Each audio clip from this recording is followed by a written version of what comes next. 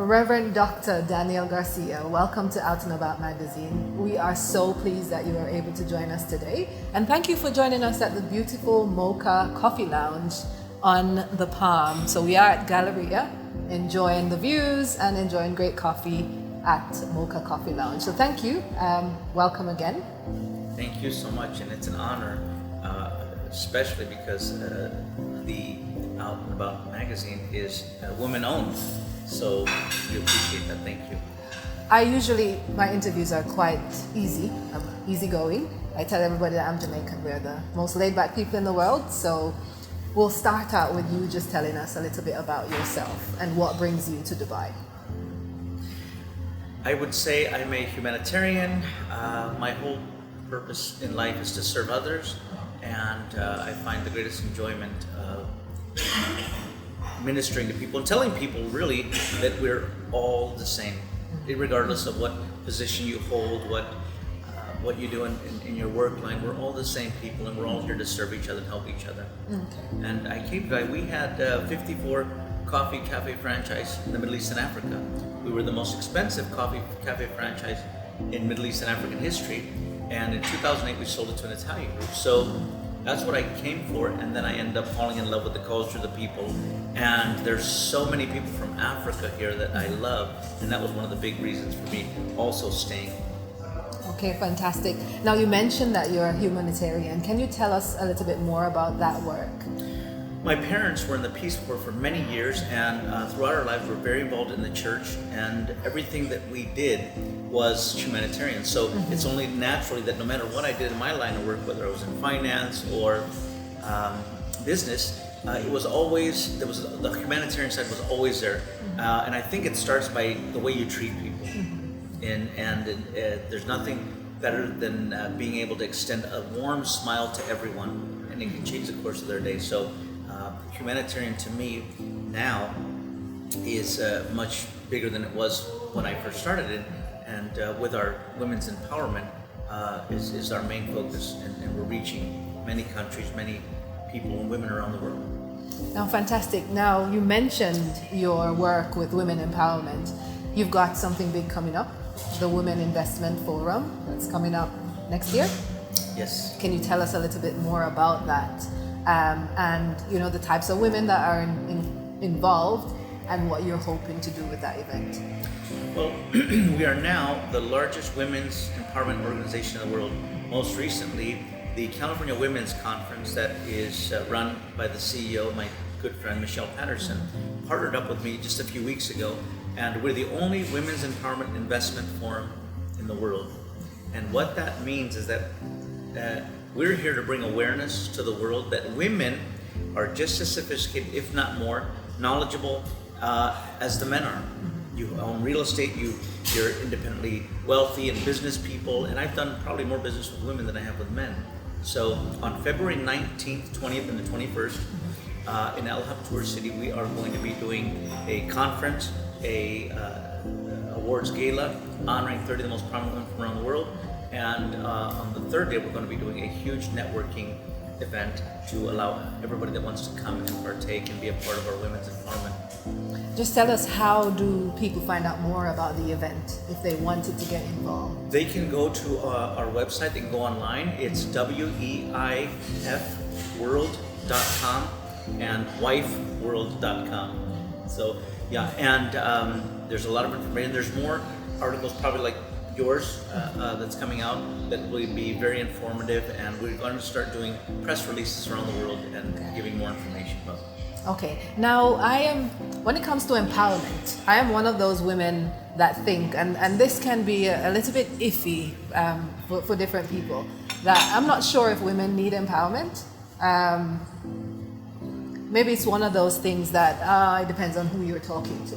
So what would you say that you think women need the most in terms of empowerment? If we're thinking about empowerment, what do you think women need the most? As a man, I have seen my mother as a very powerful woman, and we were 6 boys and 1 girl. And my father, if you ask him, he'll say the smartest person in the family is my wife, my mother. So that taught me a lot, that here's a man with no ego, they're still madly in love after over 50 years together, and but he respected the position of, and I think for me as a man, I tell my friends, in order for you to be really successful and live an extra 20, 30 years, how we can empower our women is support. Okay. Put your ego aside, put the macho aside, and just form a corporation in your marriage or in your relationship with your partner. And remember, it is marriage. It is a business as well, but you have to share in the responsibilities. Don't take all the pressure and all the responsibility and think that you can do it all yourself, because you can't. You know, even in the Word of God, it says that God created Eve as a helpmate, which is translated into lifesaver. So, and if I'm in a relationship, you better believe I'm going to reach out to my lifesaver for support. And as men, our job is to support our women. And for me, that's how we can empower them, by lead, follower, get out of the way. And if they're leading, get out of the way, or support them. But that's the I like that. I like that very much, because you talk to people like different people, and they come up with these definitions as if, you know, women don't know what they're doing, or they can't do it.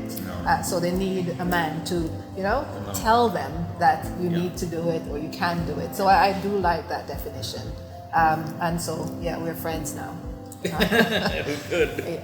Now, tell me about the She Initiative that you're a part of. She Initiative, it will be presenting in the World Expo here in Dubai in February, and they asked me to be a part of it because of our women's empowerment and our views and what our purpose is. And the She Trades Initiative is to bring women entrepreneurs, business traders together to do more business together around the world.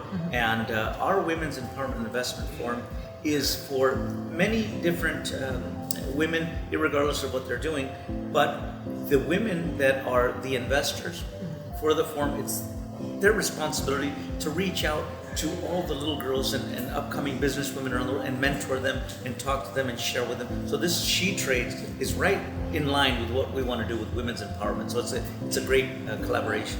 Oh, that's fantastic. And will they be a part of the Women's Investment Forum? Yes, absolutely. Yeah, we'll be speaking there and having and there's also several upcoming events in October, November that they've asked us to put together a panel of our Women's Empowerment Investment Forum women speakers, and speak at their events as well. Okay, all right. That sounds like a good collaboration between the two. And I hope that, you know, a lot more women will see these things happening and want to get involved. So I'm happy that you as a man have decided to, you know, as you say, support women in getting to where they need to get to. And one of the biggest things that I've seen is that I don't look at a gender. If you have a plan and I like the plan, Marcia, where are we going? What do we need to get there? I will support you and I'll follow you. But if you don't have a plan, then I might have the plan. And so I don't look at a man following or a woman. It's just a collaboration of people that are interested in the same thing to accomplish something. So that's the idea is if you have a plan and you're a woman and it's a good plan, the men, women, whoever it is, genderless, needs to jump on board and follow that plan. It's that partnership. Yes. It is about partnership, support, respect, and trust, and all of that. Now, the Expo, we're days away from Expo 2020, and we know that you're involved with that. Can you tell us what you're doing for Expo 2020 and what we should be looking out for? If there's anything specific that you think we should be looking out for at Expo? Well, over the last 2 years, I'm the only person in the Middle East that has a monthly investment forum. In the last 2 years, I brought over 60 companies from around the world into the US to Dubai, to the Middle East and Africa. So we would do a monthly investment forum where they're looking for sponsorship, funding, connections in the Middle East and Africa, but the hub was Dubai. So during that entire time, I'm always promoting Dubai. And then I started promoting through some of the interviews and videos that I've done. I started promoting the Expo because I said to the world, basically, that if you have to be anywhere in the world, do it during this 6 months. Over 35 million people are coming this year, and everybody's going to be looking for. China spent $35 million on their gazebo at the Expo. So I've told my friends, concentrate on this 6 months. At some point, put your budget together and come to the World Expo. And it's a double dessert because you get Dubai and you get the World Expo all together in one. So our Women's Empowerment Investment Forum, these are women that are top leaders from around the world that are involved in our organization. Women like you that are partaking in this, that are all throughout the World Expo. They have different positions, so it's only a natural fit that our Women's Empowerment Investment Forum would partake in it by continuing to, as we continue to develop and grow our awareness, we constantly are including the World Expo in that. Okay, great. We are looking forward to it. You know, it will be an opportunity for us to see the world. Like, many of us don't get to travel to all of these different countries, and it is bringing all the countries to our doorstep and giving us the opportunity to meet, network, and see what other people are doing, especially in the business era. Especially in the business areas. So we are looking forward to getting to Expo and seeing not only women, but seeing what the world has to offer. Now let's switch gears a little bit. I like to find out a little bit more about my guests and who they are and how they get through their time, especially now when we're in a pandemic. People are still up and down with their emotions. How do you look after your mental health? Every morning I wake up and I turn on the Word of God. There's different preachers and ministers around the world that I listen to, and from T.D. Jakes to Joel Osteen to Joseph Prince, Billy Graham. So what I do is I wake up, I get on my knees, I say my prayer, and then I turn on the ministry, and it's heard around the house. And while I'm brushing my teeth, getting ready, whatever I'm doing, I start my day on a positive note, because I believe that whatever comes in you is going to come out of you. So I have to listen. I'm forced to listen to many things that I don't want to hear throughout the day in meetings and things that I'm doing, but I can control what my breakfast is going to be. So I do that. I have my coffee. I go to the gym, and then I'll listen to normal music throughout my 30-minute workout. But then when I go to the elliptical to finish my workout, another 30 minutes, I finish it with more preaching. So for me, that is it's the Word of God that keeps me, in line and focused on being spiritually fed, because you realize that don't think about yourself so much. Think about how you can help others. Yeah. And there's nothing like the Word of God to bring us in line each day. What motivates you? Serving others. I think about when I get dressed every morning, when I'm trying to accomplish something, when I'm representing. When I walk out the door every day, I don't feel like I'm representing myself more than I feel like I'm representing all the Latino little boys around the world that don't have hopes and dreams, that will see me somehow or hear me speak somewhere and say, he looks like me, and if he did it, I can do it. And so that's my responsibility to the world, as I do it for everyone else. How great is that we can serve others? I think if more of us took the opportunity to serve others, then the world would be such a better place. But we need everybody in the world, and we need us to be able to show people that we're the light of the world and we represent goodness. Now, when we're looking for inspiration, some of us look to other people. Do you have anybody that inspires you? Absolutely.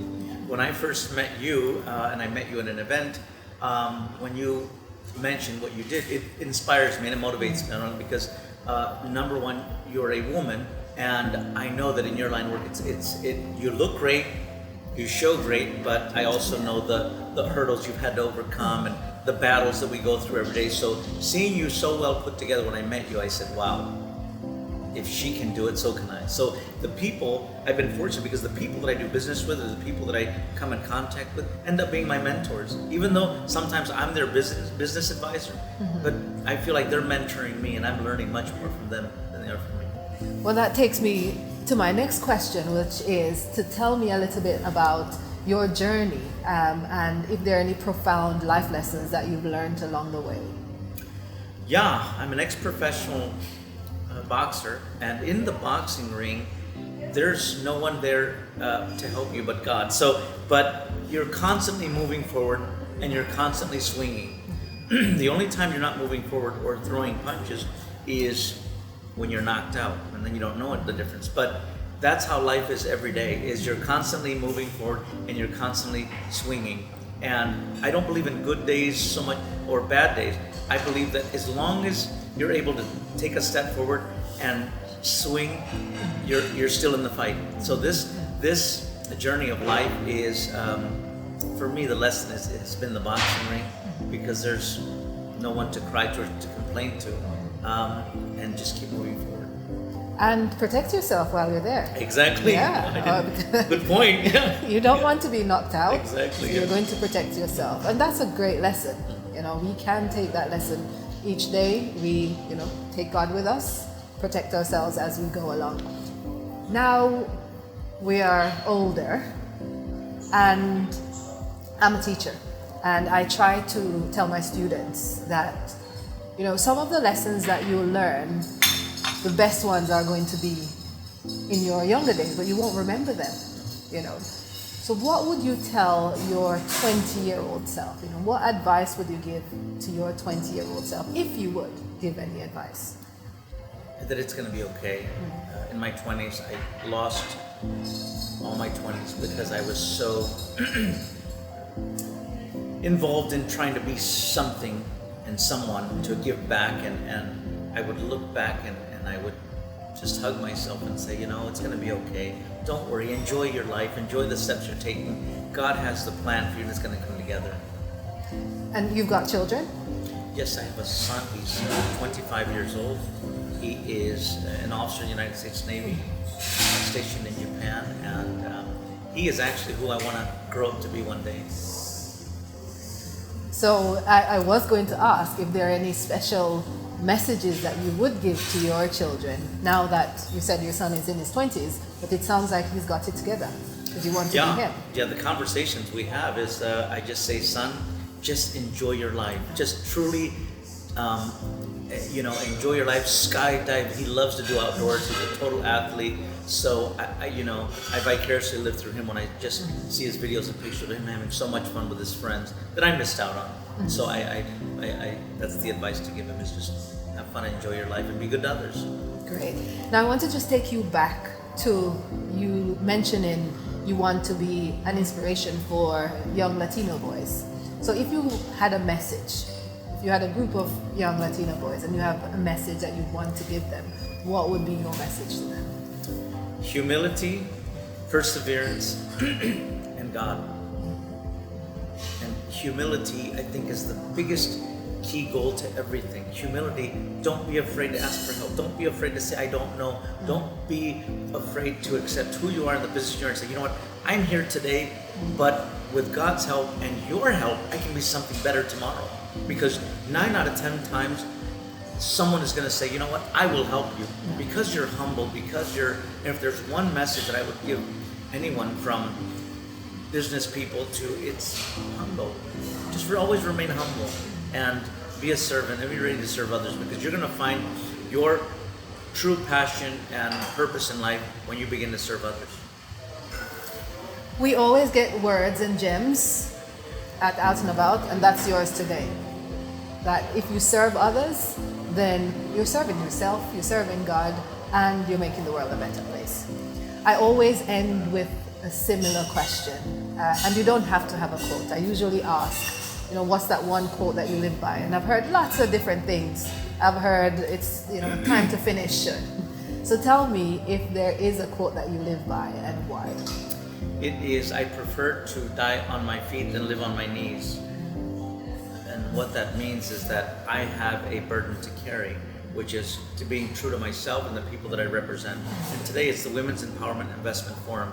And I've had to take those bullets standing up because I represent all the women like you that have made me a better human being. So, I can't bow down and live on my knees and accept anything that comes my way.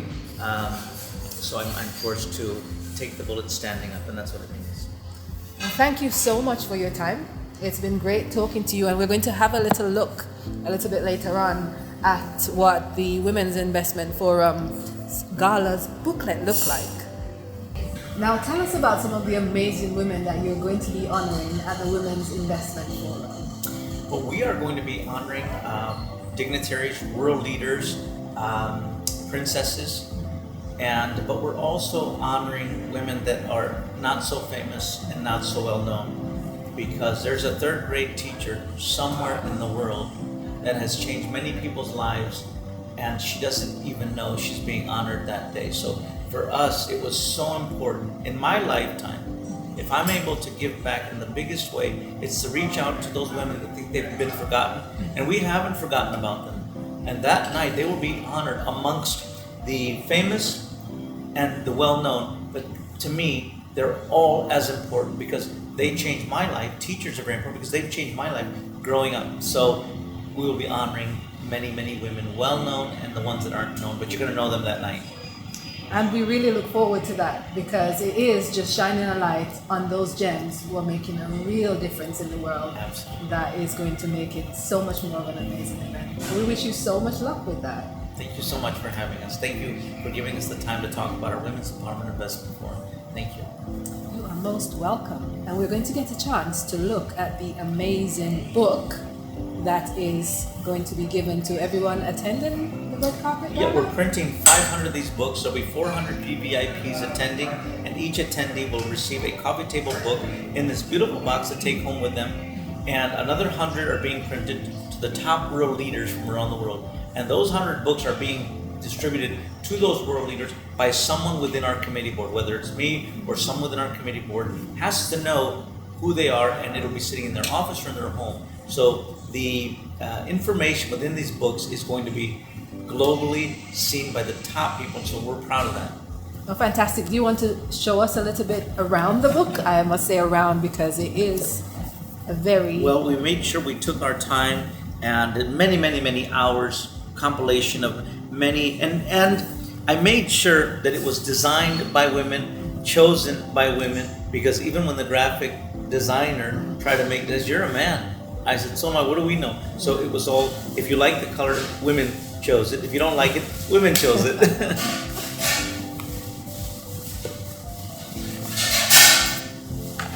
Talks about the event, the agenda of the event, our charity partners, because our sole purpose is to give back to the smaller women's empowerments from around the world. Our bio, who we are. We're very proud of this letter from Michelle Obama herself for when we did LA Fashion Week and on our diversity. Previous events, charities around the world that we've got involved in, and some of the honorees within the book.